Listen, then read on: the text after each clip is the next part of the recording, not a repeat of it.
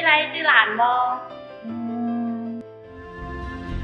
การเรียนการสอนมันบ่แม่นเรื่องง่ายแต่ก็บ่แม่นเรื่องยากเกินไปถ้ามีใจรักและมีความตั้งใจในอาชีพครูเหมือนครูนี่ยากเต็มทนคนคืนอดสาครูเฮ็ดสิ่งที่สำคัญทุกๆมื้อบ่แม่นเพื่อชื่อเสียงหรือเกียรติยศครูเฮ็ดทุกสิ่งทุกอย่างเพื่ออนาคตของลูกหลานสิตนให้สมดังใจอีกนั้นครูยังดิ้นถึงครูจะพบพ่อกับสถานการณ์ใดก็ตามครูก็ยังมีความพยายามตลอดมาด้วยความจริงใจตั้งใจที่อยากให้ลูกหลานได้มาโรงเรียนเพื่อเรียนหนังสืออกเอ๋ยของครูต้องสู้ทนไปบอกเคยคิดจะท้อใจเหลือเบื่อหน่ายในชีวิตครูย้อนว่าเขาเจ้าเชื่อในสิ่งที่ยิ่งใหญ่กว่านั่นเป็นการได้เห็นอนาคตที่ดีงามของนักเรียนทุกคนโอ้ปะครูจื้อแล้วหลานละน้อยนี่เองเป็นจังได๋ป้าครูสบายดีลูกหลานขอบใจป้าครูเด้อที่บ่ท้อถอยในการสิสอนพวกหลานครูช่วยสร้างอนาคตของพวกหลานทุกคนเลยป้าครูจื้อผู้นี้ได้บ่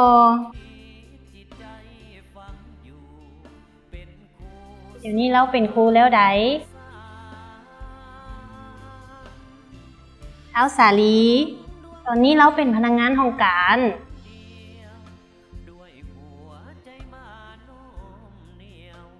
ผู้นี้เด้ท้าวบุญมีป้าครูจื้อบ่โอ้ท้าวบุญมีป้าครูจื้อแล้วมักเหงานอนอยู่ในห้องหั่นเนาะโดยเดี๋ยวนี้เราเป็นพนักงานกระทรวงเกษตรกรรมและสิ่งแวดล้อมแล้วไดแล้วยังมีอีกหลายคนแบบผู้นี้เด้ครูจื้อบ่นางนาลีตอนนี้เราเป็นวิศวกรแล้วเด้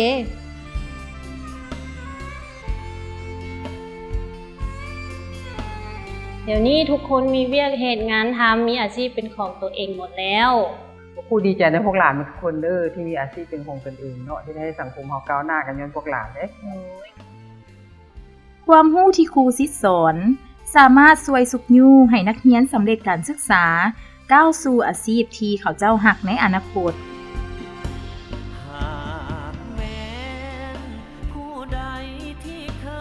ไอ้ป้าครูหลานสิพาไปกวดสุขภาพครูเป็นอย่างมาบ่ค่อยดีไปเลยช่วงนี้มันก็แอบๆมันลูกโอ้ยคุณค่าของครูบ่มีวันจืดจางและจะอยู่นำพวกเฮาตลอดไปขอบใจครูสังคมก็คือการนำภาครัฐเพิ่นได้เห็นความสำคัญและให้คุณค่าของครูเฮาเสมอมาดังทุกคนที่ฮู้นำกันดีแล้วว่าครูแม่นเป็นผู้สอนความรู้ทั้งเป็นผู้อบรมให้มีกิริยามารยาทที่ดีงามทุกยุคทุกสมัยระยะที่ผ่านมาล้วนแล้วแต่ให้เกียรติและเคารพนับถือครูสังคมลาวพวกเฮาเคยขนานนามว่าครูแม่นพ่อแม่ที่สองของเด็กและก็เป็นแม่พิมพ์แห่งชาติลุงสุภาณวงศ์ได้ขยายความขนานนามครูว่าครูเป็นนักวิศวกรแห่งดวงวิญญาณพรรคประชาชนปฏิวัติลาวของพวกเฮามีทัศนะต่อครูว่าครูแม่นคนของพรรคนักปรัชญาโบราณของจีนท่านคงชื่อว่าแผน1 ปีเป็นปลูกข้าวแผน10 ปีปลูกไม้และแผน100 ปีแม่นสร้างคนเรารวมแล้วครูเป็นผู้สร้างคนเพื่อสร้างสาพัฒนาประเทศชาติ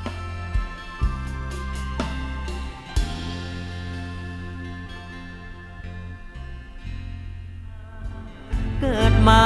เป็นครูเพื่อหวังเสิร์ชสู่เด็กทั่วอาณาศาสตร์ใดขอปรารถ